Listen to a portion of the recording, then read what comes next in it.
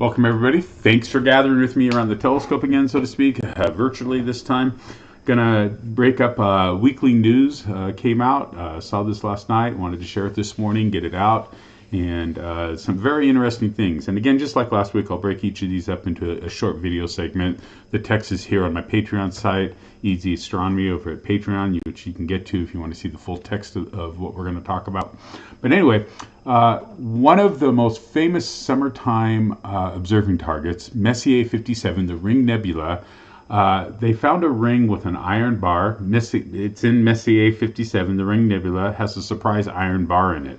You can actually see that image as I scroll down. So astronomers using the large integral field unit, the LIFU mode of a new instrument, the WHT Enhanced Area Velocity Explorer, or WEAVE, which is installed on Newton's group 4.2 meter William Herschel Telescope.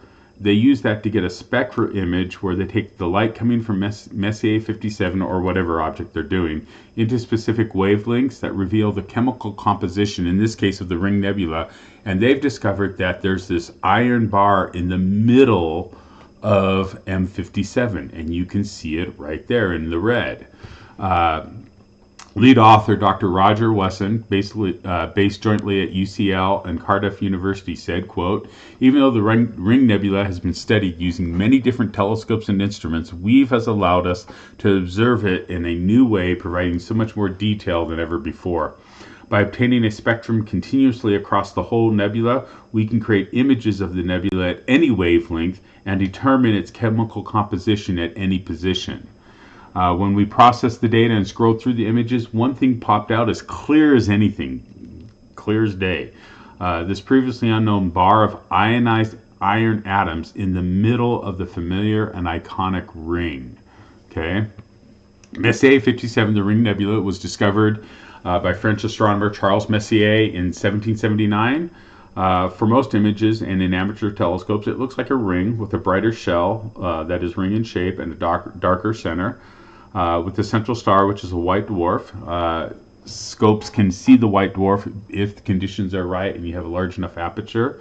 The white dwarf is a remnant of a star like our sun that has ended its life, and it has shed off its outer layers, in this case hydrogen, nitrogen, and oxygen, creating a cloud of nebulosity around it, and that's what you're seeing up there.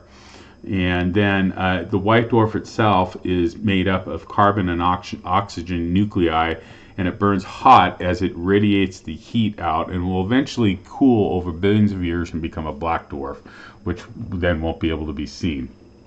The iron cloud is in the shape of a bar in the middle of the planetary nebula, and it's about 500 times the orbit of Pluto around our sun. So it is huge. It's very big. Currently, astronomers in the study don't know specifically how the cloud of iron formed. They do have two theories. Quote, "The iron bar may reveal something new about the ejection of the nebula by the parent star as the parent star progressed, or more intriguingly, the iron might be an arc of plasma resulting from the vaporization of a rocky planet caught up in the star's earlier expansion as it expanded into a red giant." Further studies are planned to discover how this cloud of iron formed and hope to identify if this is common among planetary nebula. So there'll be further studies. Look forward to that, and hope they found that interesting, something new on the Ring Nebula when you go to look at it this summer. Have a great one. Hope you have clear skies. Keep looking up. Thanks.